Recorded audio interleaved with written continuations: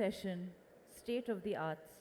Listen to dancer academic Dr. Arshiya Sethi, theatre practitioner and academic Dr. Ananda Lal, and veteran artist Shuvaprasanna talk with arts journalist Samarjit Guha about what it means to manage a life in the arts. May I please invite our panelists on stage.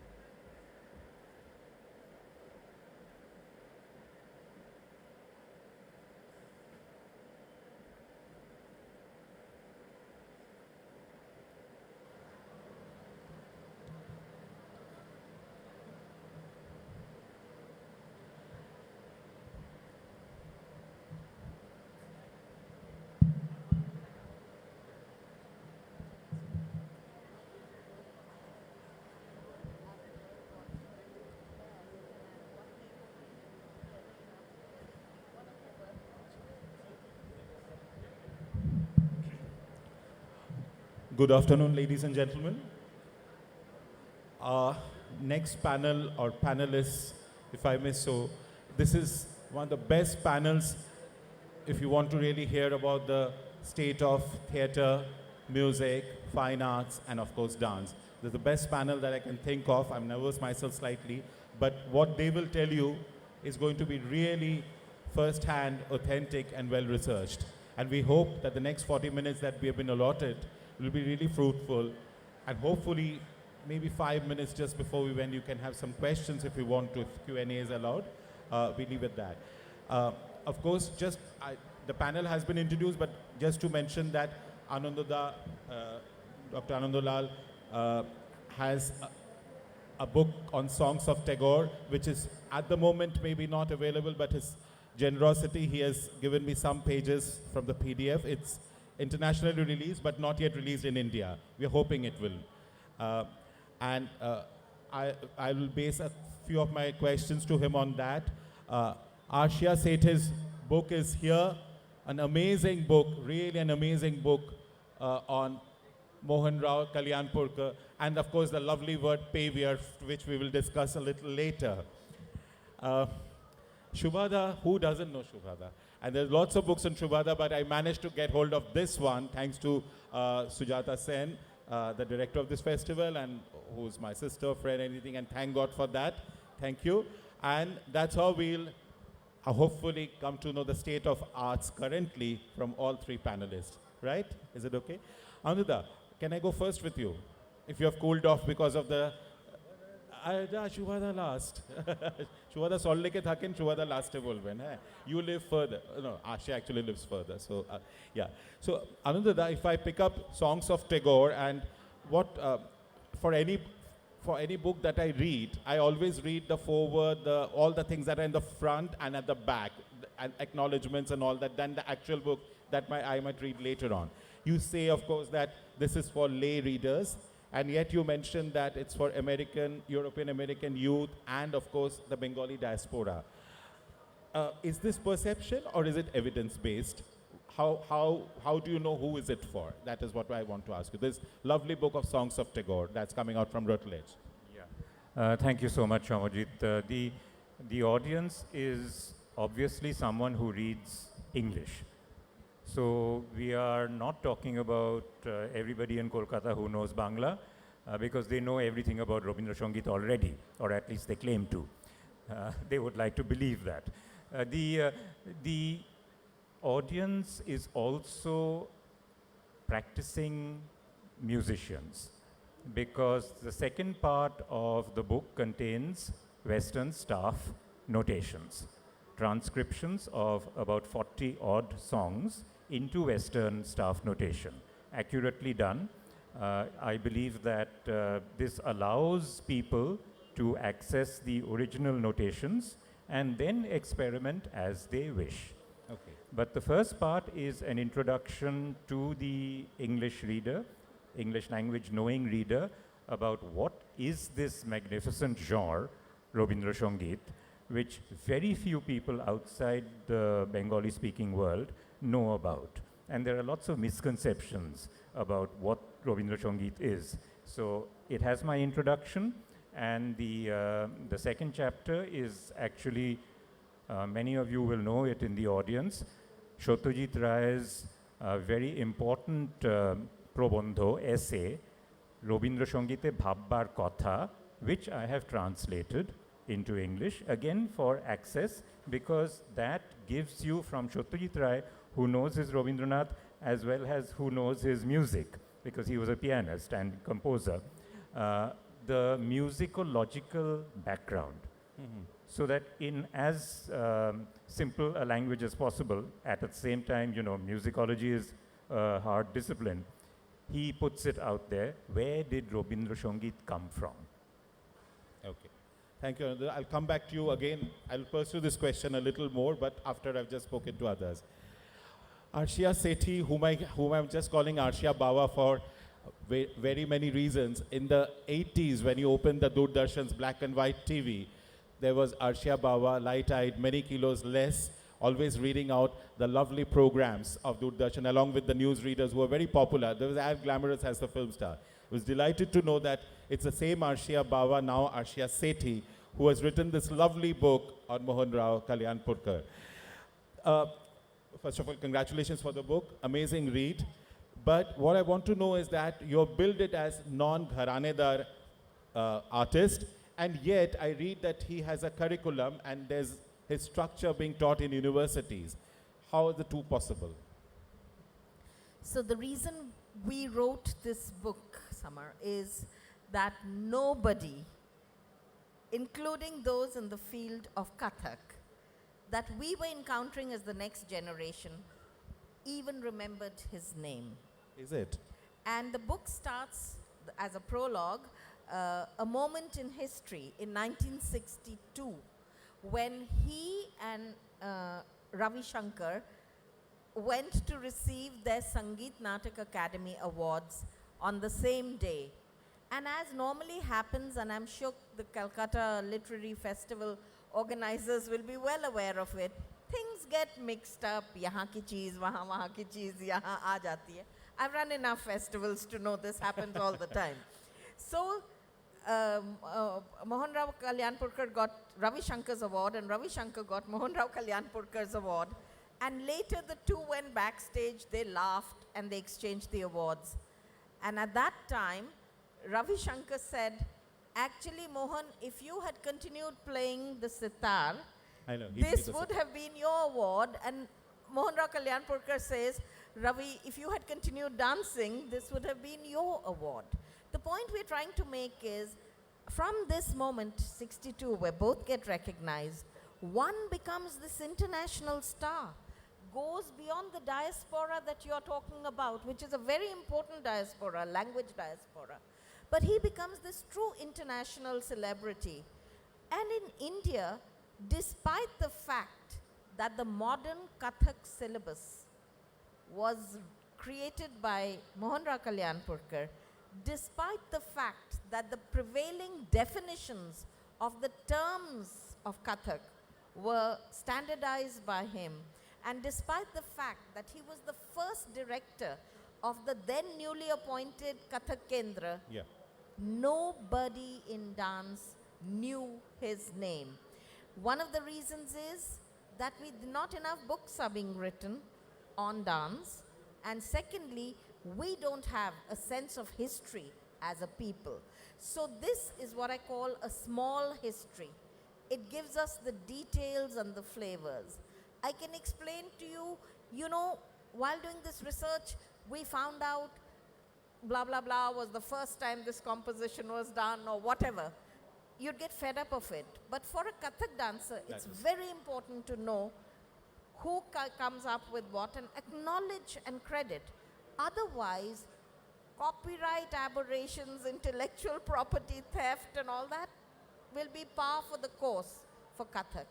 And now in 21st century, particularly after COVID, working on the digital medium, the algorithm was not going to permit all this from happening. So we thought this was a very important time to write this book. That's very, very nice, very timely. And now it explains. And of course, would you also tell us that, was it a misprint? Is it Pavior or is it Savior of Kathak? So there are two words. I didn't know Pavior myself. Yeah, just hold up the book for a second because yours is without the cover. It's called the Pavior of Kathak. So there are two troublesome words here. One is non-gharanedar, and we can talk about that later. Yeah. But everybody came to me and whispered in my ear, big misprint on the title page itself. I panicked. I thought maybe I'd spelled my own name wrong, you know, kind of a thing. They said you wanted to write Savior, and they've written Pavior. No, we wanted to write Pavior because it is a Middle English word, you know, medieval kind of English word, which means the one who creates the path, paves the way. That's what a pavior is. So we felt that he did. And that pavior aspect is related to the non-gharanedar aspect. So if you ask me a question on non-gharanedar, I'll come back to the pavior also. Okay, thank you so much. Shubhada, you're obviously is Kolkata, Kolkata, Kolkata, but you have so much of internationalism. I've read the things that Germany especially and other countries. And how has it inspired your work? And in a way that Ananda is saying that, you know, do you have, when you write the books, I'm not saying about the paintings, but you write books, do you change something for the international audience or for the audience who don't understand art or your kind of art? Before that, I like to clarify something that in this panel, behind me is their academician, their critic, as well as writer. I am only a karigor. That's also. all. Yeah, I write, but that is also kind of my own feeling or whatever. Achha.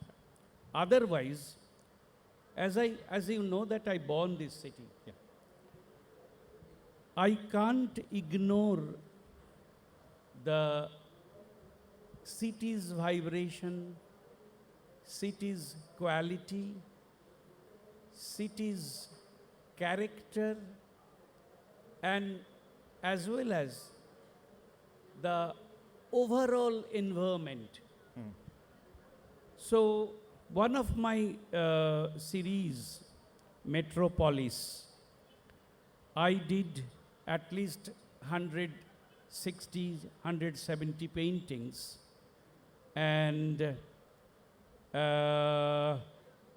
another thing is the middle tone, because particularly in a painting, the middle tone for me, you know, in Calcutta, there is some not only fogs, also there is some other kind of grey wash. And I can't ignore Crow, because I don't think in any other city where, like human being, crows are surviving. So naturally, because of that, because of this sort of thing haunting always, so I did a couple of series on Kolkata. Another thing, another very interesting, as Ananda is here, long back, I gave a proposal to Ted Hughes that as he is also uh, wrote beautiful poems on crow. Yeah. So why not that the poet will come to Calcutta and the whole place will display my painting. It will be very interesting. So I gave that proposal to British Council, and they are so happy and only told that we have to take decision from, signal from Delhi. So after that, they agreed and told me that you have to write him.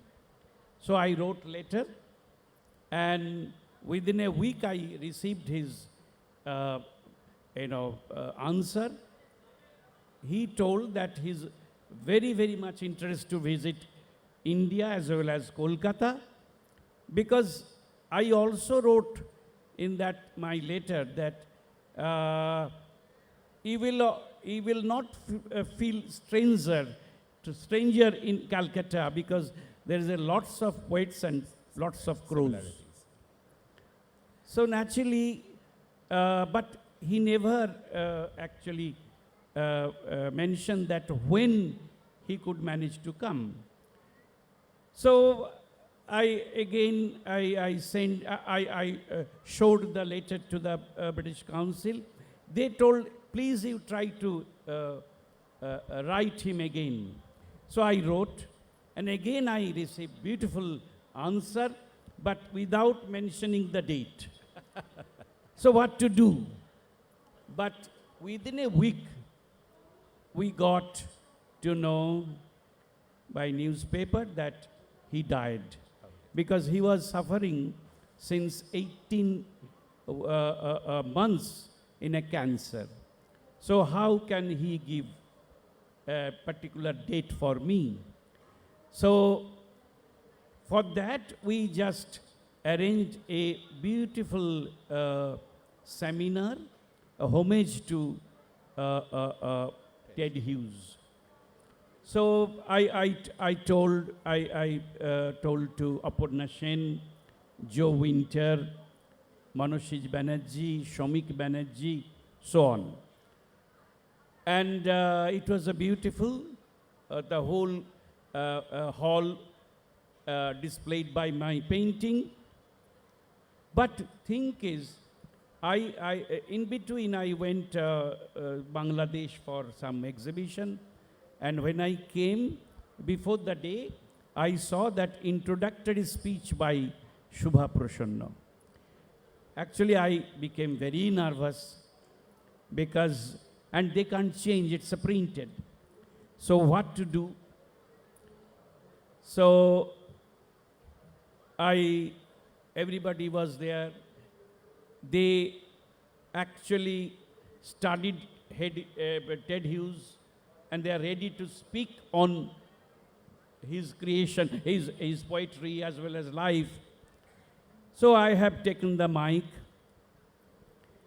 and after that, I just started ka, like that way. So that was my That's how you speech, connected. and I created the tune of the the meeting. Just hold that for a minute. We'll come back to that. I will not lose the string to it. Ananda, you have been mentioning technical music expertise to write books like this. And there's a word there that I'm very curious. Why you also say there's a strategy needed? What is the strategy that you used, and what were you looking for? I think this is actually a very difficult question, but I'll try to answer this best of my abilities, because you see, I mean, our system of music and the Western systems of music, while a lot of things are common, there are major differences as well. For instance, indicating pauses, indicating the mead, all these have to be demarcated properly in Western staff notation. I can't do that. I have to get a hold of students who are capable in that to be able to transcribe that. However, I act as a kind of mediator saying that, okay, where did this note go? Because I can read Swarolipi, Yes.